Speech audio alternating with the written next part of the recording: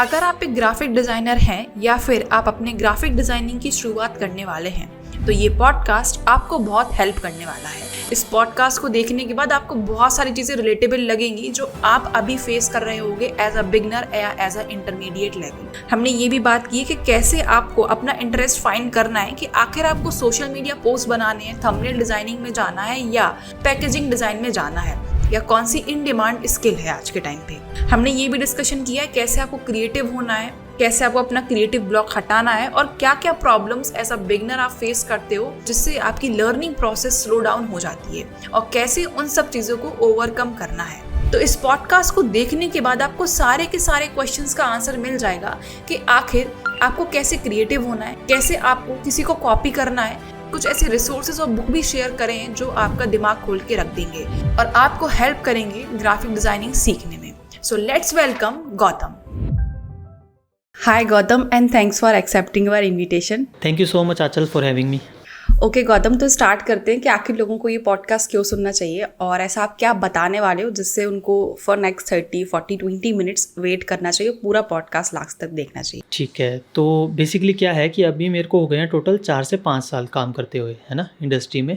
और मैंने एजेंसी के अंदर भी काम किया है, मैंने फ्रीलांस भी काम किया है। मैंने एजेंसी छोड़ के फिर फ्रीलांस में आया हूँ, फिर फ्रीलांस से दोबारा एजेंसी में गया हूँ। तो ये बहुत ज़्यादा क्लटर हो जाता है कि हमको क्या चीज़ करनी चाहिए। साथ ही अभी मेरे को कम से कम हो गए होंगे 50 से 70 क्लाइंट्स हो गए होंगे, है ना, काम करते हुए काफ़ी ज़्यादा। फिर मैंने हाई पेइंग क्लाइंट्स के साथ काम किया, फिर मैंने लो पेइंग किया।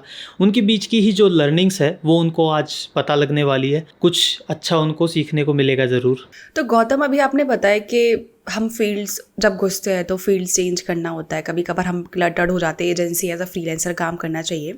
तो अगर कोई ये पॉडकास्ट सुन रहा है, उसने बस ग्राफिक डिज़ाइनिंग का वर्ड सुना है, जब मैंने भी सुना था तो लोगो डिज़ाइनिंग थी, पैकेजिंग डिज़ाइन थी, तो अकॉर्डिंग टू यू किसमें अभी इन डिमांड स्किल्स हैं ग्राफिक डिज़ाइनिंग में? वैसे ना इन डिमांड जो मैं देख रहा हूँ ना कि हर एक चीज़ में ही है। बस मैं ये चीज़ बोलना चाहूँगा कि हम मतलब मल्टीपल चीज़ों को एक साथ ना करें, तो हर एक चीज़ में है। जैक ऑफ ऑल ट्रेड्स ना बने, एक ही चीज़ के अंदर हमको महारत हासिल करनी है, वो ज़्यादा बेस्ट रहता है मेरे हिसाब से, है ना। जैसे स्टार्टिंग में क्या था ना कि मैं सोशल मीडिया से स्टार्ट किया था। मेरे को सोशल मीडिया क्रिएटिव्स बहुत अच्छे लग रहे थे। क्राउजल चल रहे थे उस टाइम पे, 4 से 5 साल पहले वो बहुत ज़्यादा ट्रेंड चला था क्राउजल का उस टाइम पे, तब मैंने स्टार्ट किए थे। फिर धीरे धीरे अभी 8 महीने 9 महीने पहले मैंने यूट्यूब थंबनेल्स का स्टार्ट किया, क्योंकि अब यूट्यूब थंबनेल्स बहुत ज़्यादा चलने लग गए। ठीक है, तो ये एक एक स्किल अगर हम पकड़ के चलेंगे ना तो हर एक चीज़ में, ब्रांडिंग भी अभी नहीं रुक रही, UI UX भी नहीं रुक रहा है। हाँ, इलस्ट्रेशन थोड़े बहुत रुक गए हैं क्योंकि वो ChatGPT आने से, मिडजर्नी आने से, लेकिन ओवरऑल अगर आप डिज़ाइनिंग की बात करोगे ना तो वो अभी भी हर एक स्किल में है। चाहे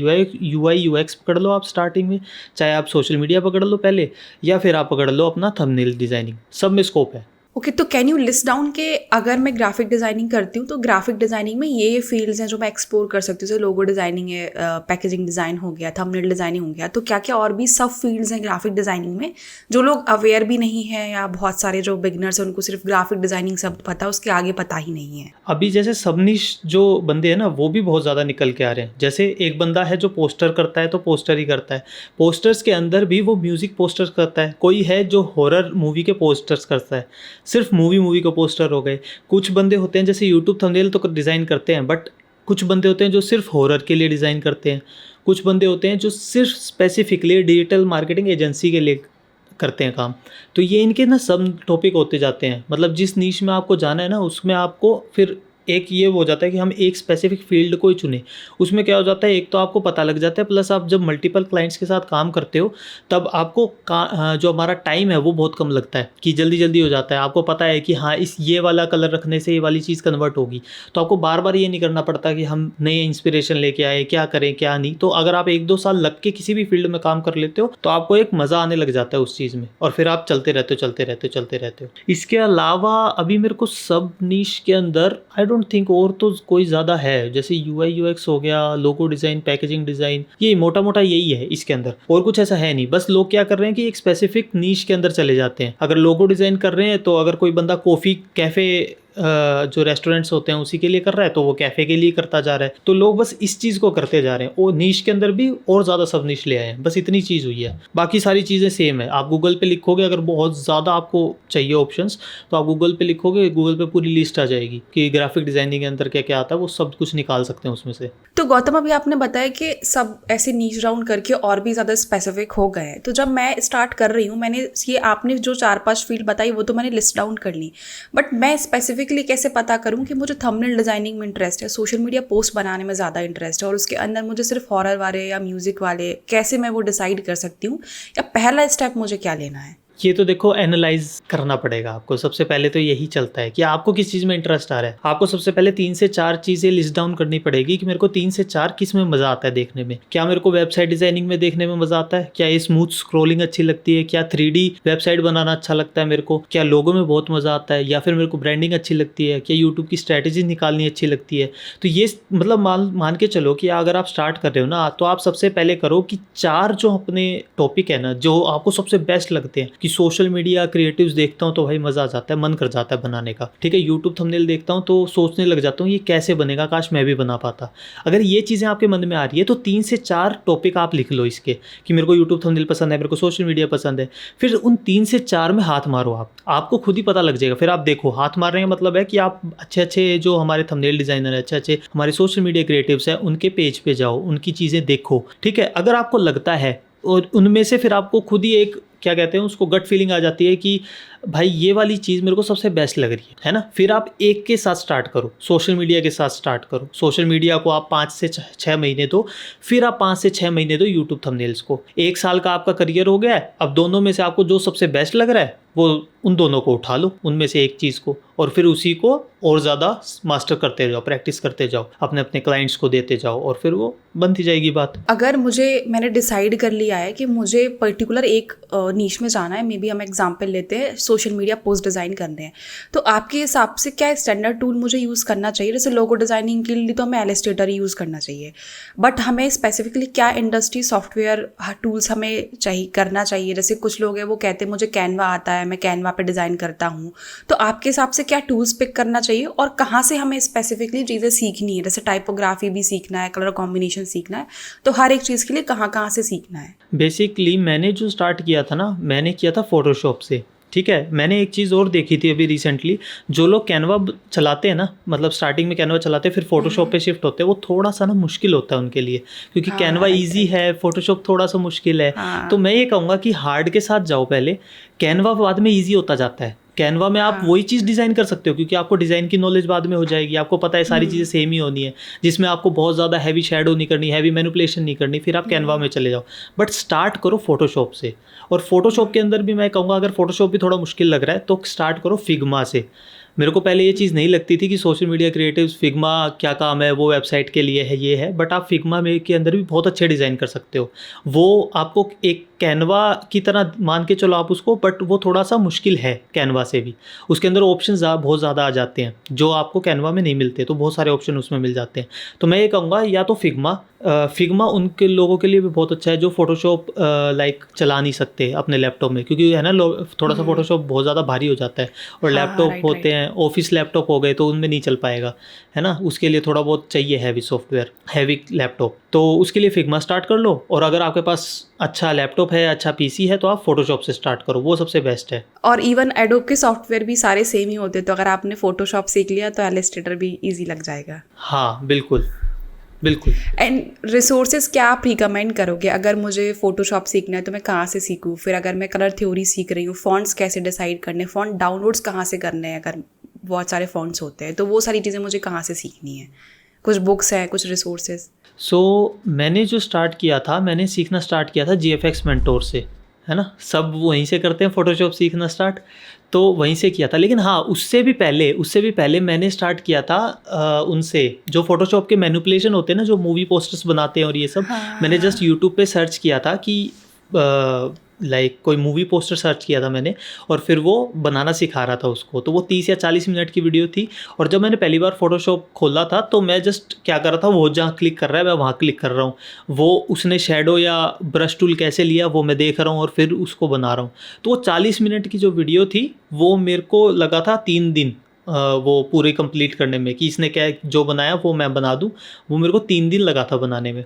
तो आप ऐसे भी कर सकते हो, मतलब ऐसा नहीं है कि आपको बेसिक से स्टार्ट करना है। अगर आपको कोई चीज़ अच्छी लग रही है ना तो आप स्टार्ट कर दो उसको, धीरे धीरे धीरे धीरे आप सीखते जाओगे। सीखने के ये 2 ही मेथड है, या तो आप बेसिक से स्टार्ट कर लो, बिल्कुल फोटोशॉप सीख रहे हो, सारी चीज़ें कर रहे हो, या फिर आपको कोई सोशल मीडिया पोस्ट पसंद आ गई, अब आप उसको कॉपी करने की कोशिश करो और फिर उसके अंदर जो हर्डल्स आते हैं वो सर्च कर करके देखो एक एक चीज़। वो भी बहुत अच्छा तरीका है, क्योंकि वो थोड़ा सा हार्ड होता है, क्योंकि बेसिक क्लियर नहीं होते, बहुत ज़्यादा टाइम लगता है। लेकिन उसमें अगर आप लग गए ना अच्छे से तो और भी ज़्यादा मज़ा आने लग जाएगा आपको।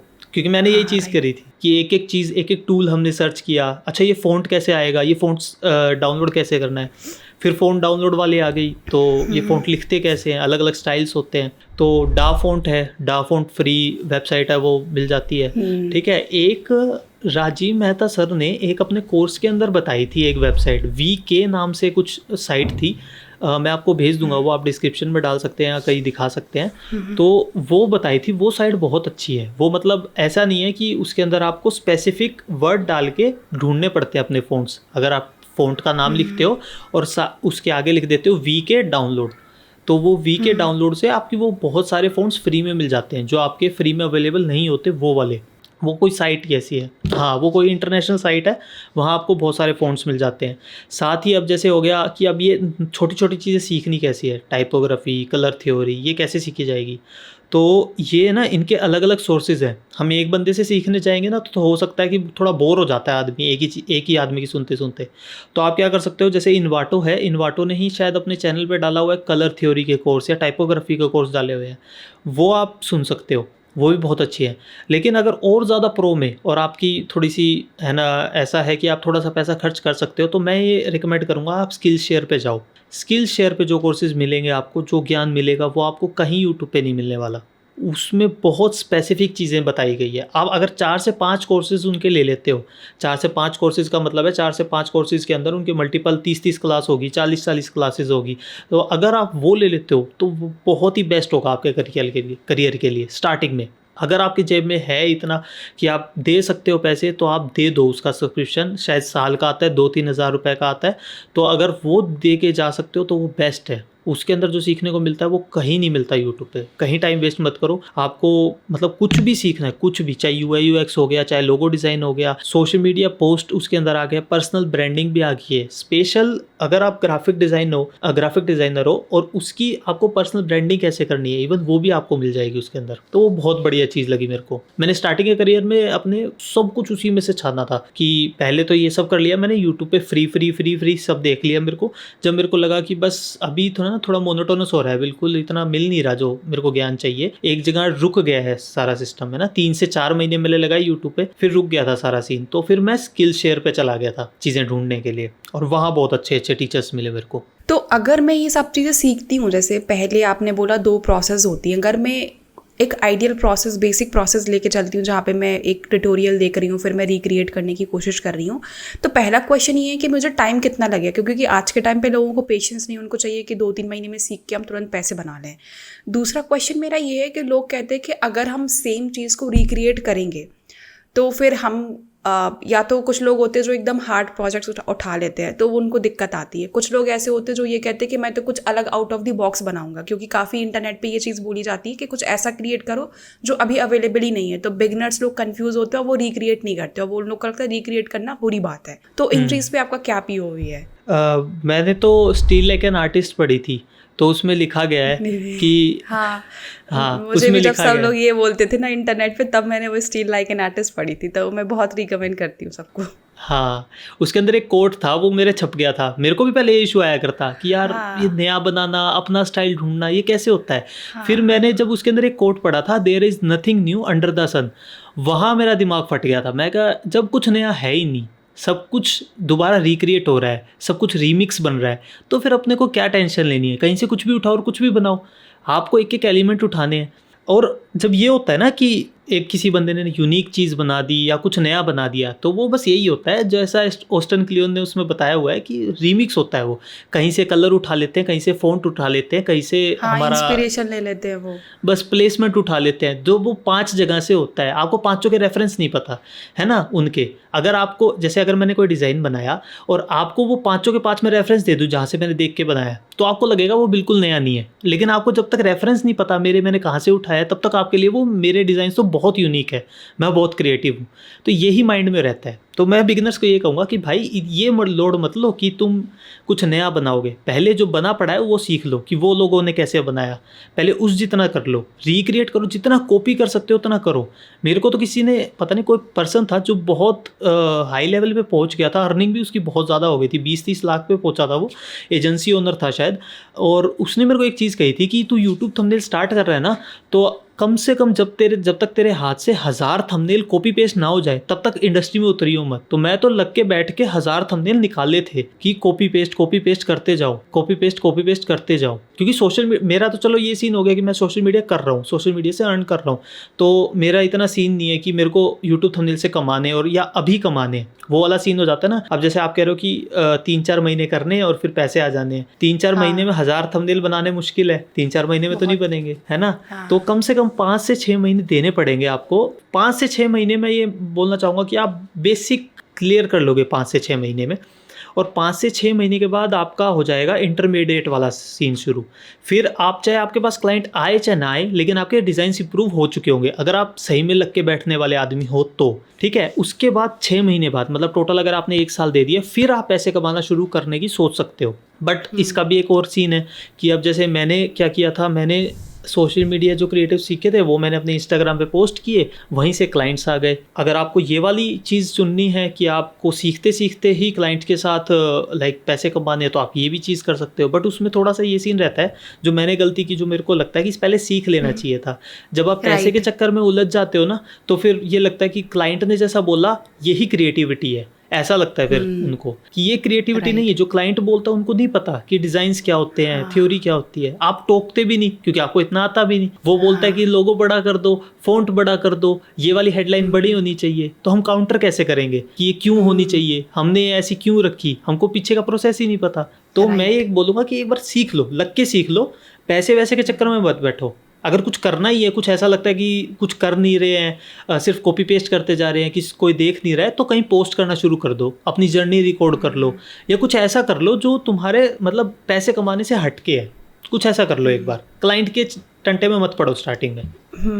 इवन फिर पता चीपर क्लाइंट मिलते हैं तो हमें लगता है कि फ्रीलांसिंग में तो यार इतना ही दे रहे हैं, मैं इतना कैसे अर्न कर पाऊंगा कुछ सालों में। वो कैलकुलेशन भी दिमाग में बहुत जल्दी चलने लगता है पैसों का, और हमें लगता है कि हम 200 रुपये 500 रुपये से स्टार्ट किए तो अगले साल भी हम इतने ही पे काम करेंगे। वो क्रॉस क्वेश्चन भी काउंटर नहीं कर पाते, वो कैलकुलेशन भी बहुत जल्दी होता है दिमाग में। सही बात है, बिल्कुल। ओके, तो अगर आपको स्टेप बाय स्टेप मुझे रोड मैप देना पड़े वीक बाय वीक, अगर मैं 6 महीने लेके चल रही हूँ या 7 महीने लेके चल रही हूँ, तो आप मुझे क्या रोड मैप देना चाहोगे कि फर्स्ट 2 मंथ अगर आप 0 से स्टार्ट करते तो आप ऐसे लर्न करते, और ये जो बेसिक प्रॉब्लम्स आ रही हैं, जैसे आपने बोला स्टील लाइक एन आर्टिस्ट, मैंने शोया वर्क भी पढ़ी, तो क्या क्या चीज़ें रिसोर्सेज आपको पढ़नी ही है, मतलब मस्ट, वो तो करना ही पड़ेगा आपको एज ए ग्राफिक डिज़ाइनर। तो इसके अंदर होगा, सबसे पहले तो मैं ये बोलूँगा कि है ना, एक वो सीख लो सॉफ्टवेयर कोई सा भी, फोटोशॉप या फिर फिग्मा। सबसे पहले ये सीख के फारिग करो, ताकि अगर तुम्हारे मन में कुछ भी आ रहा है, ये शायद 2 महीने में सीख लोगे आराम से, ताकि तुम्हारे मन में कुछ भी आ रहा है या तुम कुछ देख रहे हो तो तुमको ये चीज़ पता लग जाए कि ठीक है, मेरे को ये बनाने का मन है, और तुम्हें पता हो कि ये टूल कैसे यूज़ होगा, ये मैं इसको ऐसे बना सकता हूँ, तुम्हें एटलीस्ट इतना पता हो, ठीक है। फिर तुम ट्यूटोरियल्स देखना स्टार्ट करो। 2 महीने तुमने फोटोशॉप देखा, फिर तुम ट्यूटोरियल्स देखना स्टार्ट करो कि सोशल मीडिया पोस्ट कैसे बनती है, ठीक है। 2 महीने तुम लगाओ सिर्फ ट्यूटोरियल्स पे, जो तुम्हें बनाना है, सोशल मीडिया पोस्ट या यूट्यूब थंबनेल्स तुम यूट्यूब पे देख सकते हो या स्किल शेयर पे देख सकते हो, जैसी मर्जी, ठीक है। 2 महीने हमारे 4 महीने चले गए।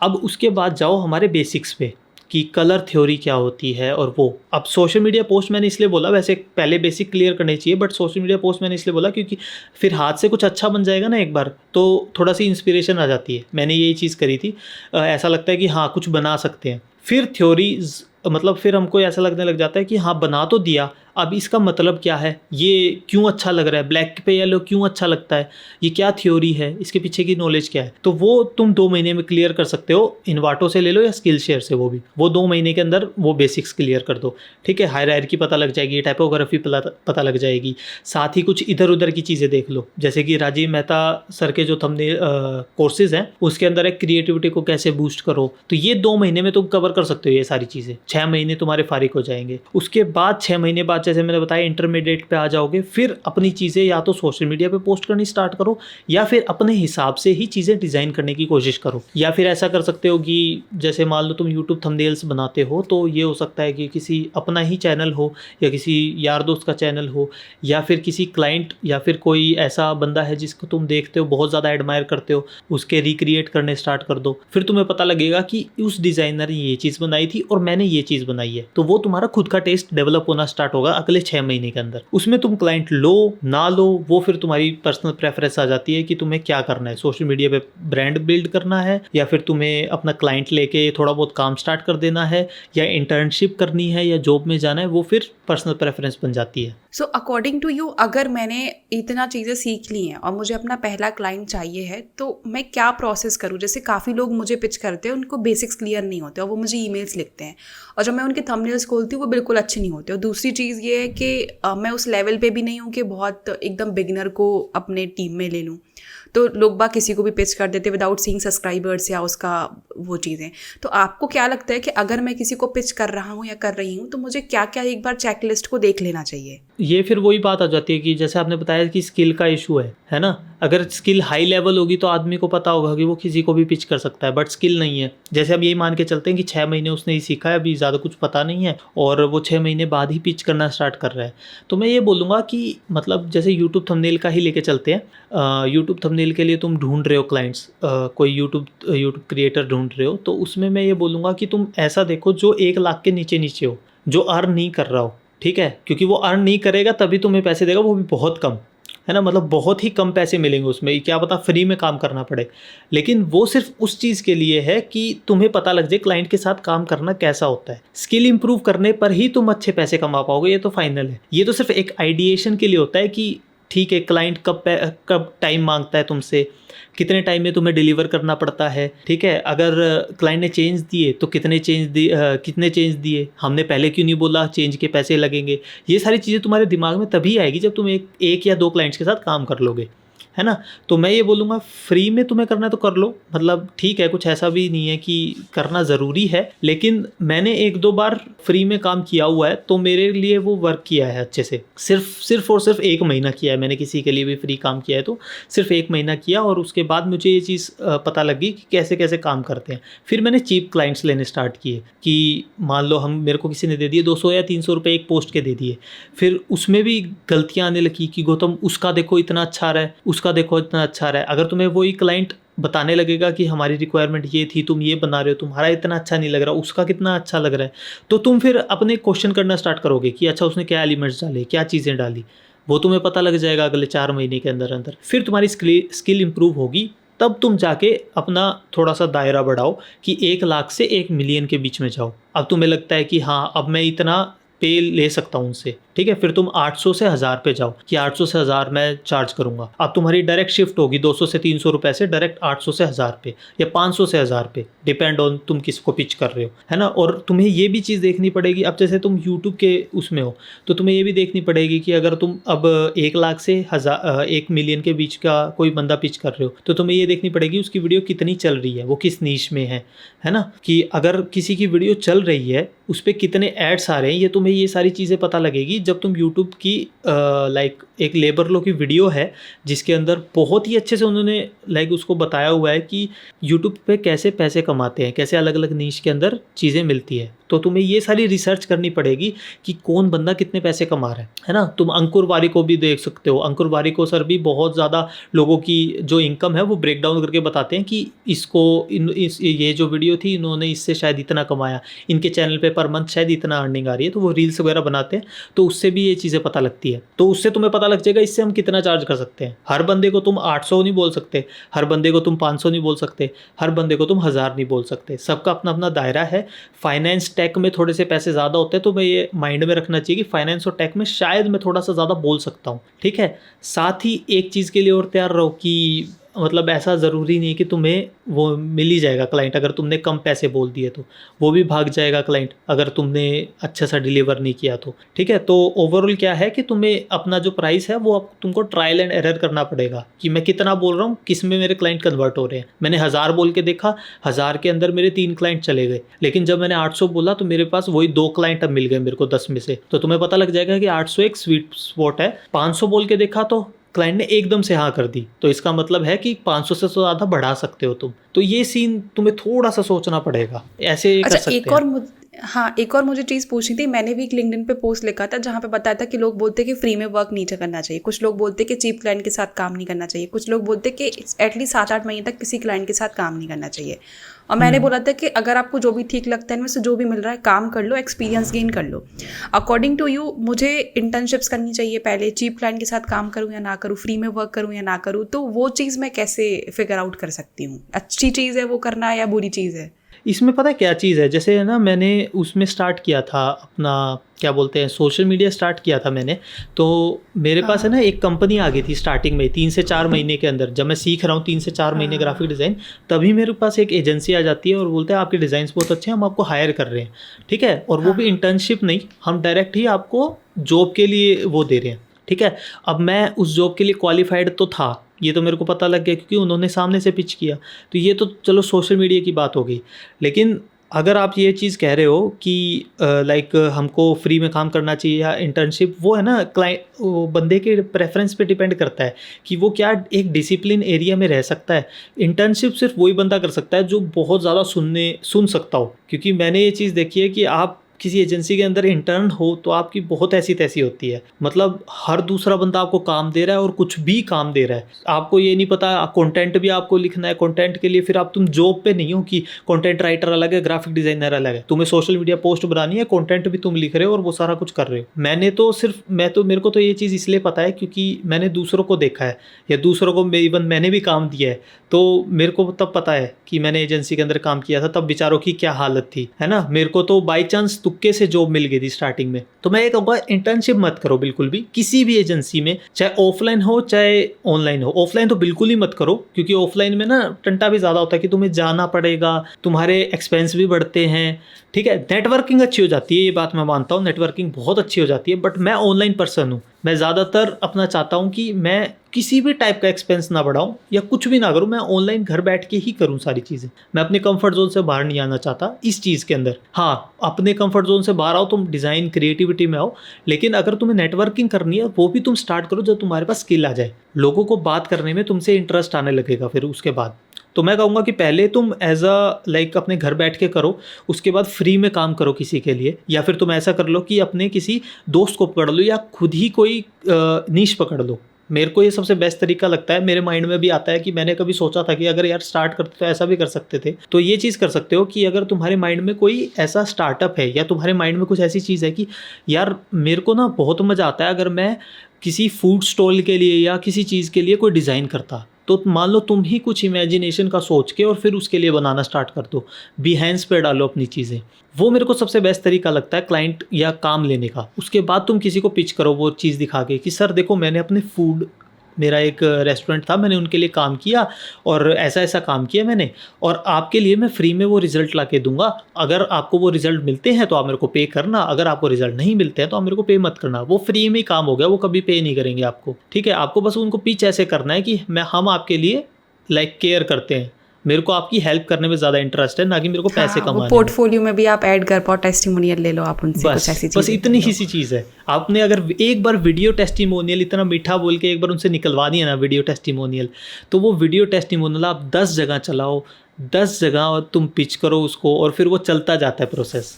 अगर तुम्हें लगता है एक टेस्टिमोनियल अच्छा नहीं है तो 3 क्लाइंट का टेस्टिमोनियल लो, लेकिन ले लो कहीं ना कहीं के। तुमको लगता है कि यार चलो टेस्टिमोनियल कहीं से नहीं मिल रहा, तो अपने किसी चाचा या फूफा की दुकान पे जाके बैठ जाओ कि फूफा जी आप ही मेरे को दे दो टेस्टिमोनियल, आपके लिए मैंने ये पोस्ट बना दी है। तुम कुछ भी दिखा सकते हो, कुछ भी, है ना, फिर पिच करना स्टार्ट कर दो। तो फ्री का काम मेरे को ये इसलिए अच्छा लगता है कि तुम घर बैठ के करो, इंटर्नशिप बिल्कुल मत करो। जब तुम्हें कुछ आ जाए तो तुम डायरेक्ट लो जॉब या फिर फ्रीलांसिंग, जो भी तुम्हें अच्छा लगता है। लेकिन मैंने किसी से सुना था कि जॉब बहुत अच्छी होती है करनी, पहले फ्रीलांसिंग नहीं करनी चाहिए क्योंकि तुम फिर टीम में काम करते हो, तुम्हें एक्सपीरियंस भी ज़्यादा होता है। बट मेरे लिए वो चीज़ फ्रीलांसिंग और अकेले काम करी है, तो मैं तो अकेले की ही रिकमेंड करूँगा कि अकेले काम करो घर पे। मैं हमेशा इंटर्नशिप का रिकमेंड करती हूँ क्योंकि मेरे लिए इंटर्नशिप ज़्यादा अच्छा काम करी है। अच्छा हो सकता है भाई, और अपने एक्सपीरियंस, मतलब वो अपना एक्सपीरियंस हो जाता है। मतलब मे बी किसी के लिए, मैंने जॉब छोड़ दी थी तो मेरे लिए जॉब अच्छा काम नहीं करी, तो जिनने आपको रिकमेंड किया उनके लिए जॉब अच्छा काम करी होगी। तो वो खुद का फिर पर्सनल डिपेंड करता है कि क्या सही चल रहा है। बिल्कुल। ओके गौतम, आई थिंक आपने सारे क्वेश्चंस का आंसर दे दिया है एंड काफ़ी रिलेटेबल लगी सारी बातें जो भी आपने बात करी है। आई होप हम फिर से मिलेंगे एंड फिर से जल्दी एक पॉडकास्ट शूट करेंगे। डन आचंडल, मज़ा आया, काफ़ी टाइम हो गया था ये सारी बातें करते किसी से भी।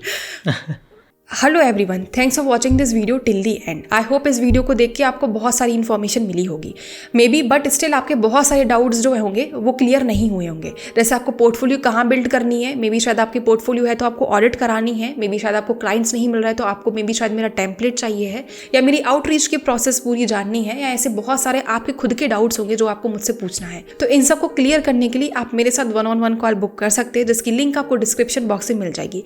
आप अपने हिसाब से, अपने टाइम के हिसाब से वो कॉल बुक कर सकते हैं and for the 30 minute to 1 घंटे के लिए मैं आपके सारे के सारे डाउट क्लियर करूंगी और आपके लिए 1-on-1 सपोर्ट मिलेगा। तो अगर आपको कोई भी डाउट होता है as a freelancer, make sure आप एक कॉल बुक करें मेरे साथ एंड अपने डाउट क्लियर कर लें।